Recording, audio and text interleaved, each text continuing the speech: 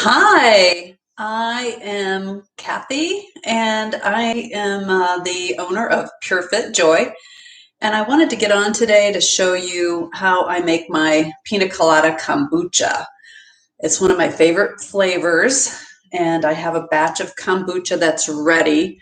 So I wanted to, show you how I did that. So my kombucha has been uh, has been cooking for about 8 days, and that's the perfect sweetness for me. But you can test it probably starting around day 5, um, and depending on your personal preference, you may like it a little sweeter. I like it less sweet but not acidic. So 8 days is like my magic time. And anyway, and then to make the pina colada flavoring, I got a virgin sweet young coconut. I opened it up ahead of time because it's a little tricky. It's only my second time doing it, and it did take a little bit of effort. Then I had to review how to do it. But basically, you shave off the top of the coconut, and then you go around the top part of it with the back part of a cleaver. And then this will actually pop open, and then your beautiful water is right in there, the coconut water. So I'm going to go ahead and pour that into the measuring cup here. And we want to get all of that beautiful coconut water. And I found the first time that I did this, it was the perfect amount for the 6 bottles of kombucha that I'm going to make. So I'm going to go ahead and pour that in. I have a funnel, and I'm just going to try to do this equally. I'm going to put a little bit in each of these 6 bottles.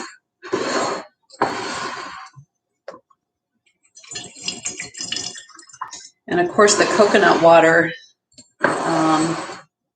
along with the pineapple, is going to make a really nice kombucha, a nice summer flavor.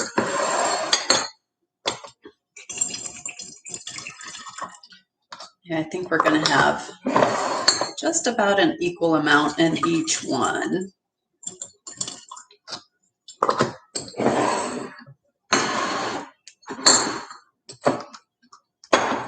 And then next I've already cut up the pineapple. I used frozen pineapple this time just because I didn't want to buy a whole pineapple, but I like the fresh, but just because I didn't have any other use for the rest of the pineapple, I decided to use frozen this time because you don't need much. You only want to put a little bit of this fruit in each one. I chopped it up a little bit. So what I'm going to do is I have to kind of guide it into the funnel. So I'm going to put a little bit in this first bottle. Again, evenly distributing it. And I just push it down the funnel with a knife, because you want the fruit to be in a little bit of chunky so that it absorbs the tea and you get that nice little fruit treat at the end of your drink. Now, some people don't like the chunky part, and that's okay. You can probably just use the pineapple juice if you want. You could just juice it. You can also just filter out the fruit before you drink the kombucha, and that's another way to do that. I could have cut this up a little bit smaller. It would have been easier. I usually use my food processor to do it. Okay, so there's one. And we'll do the same thing to the others. And then once you have your fruit and your coconut water in there, what you want to do, because that pineapple is going to take a little while to get into each one of those bottles, I'm going to go ahead and show you how I pour the kombucha in there, which is with the same funnel. So the kombucha is in this big gallon jar. This is the SCOBY at the top. What I do is I just leave the SCOBY in there while I'm pouring it into another big measuring cup. It just makes it easier to pour in each bottle. So I'm going to pour some of this into my cup. And my SCOBY is finally getting big enough.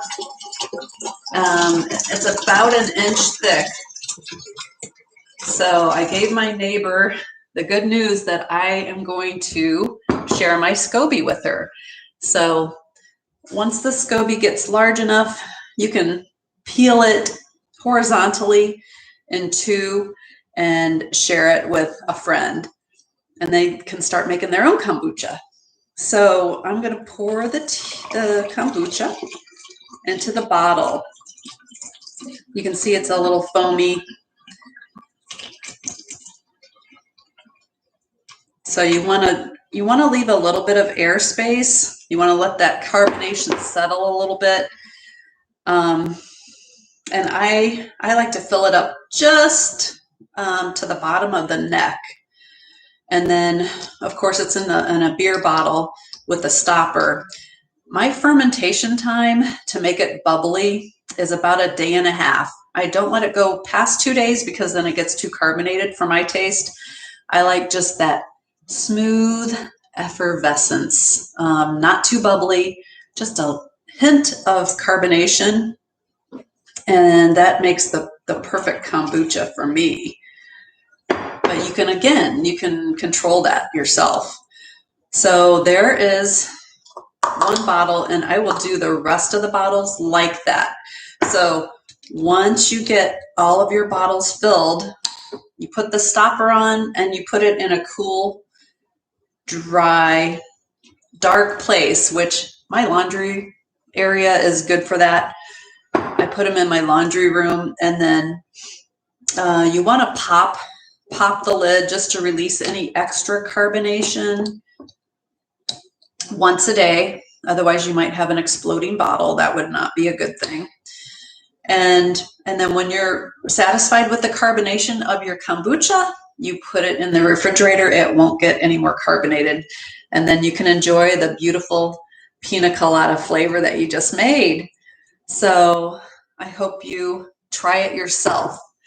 And you can make any flavor you like. And of course, kombucha is a wonderful alternative to sodas.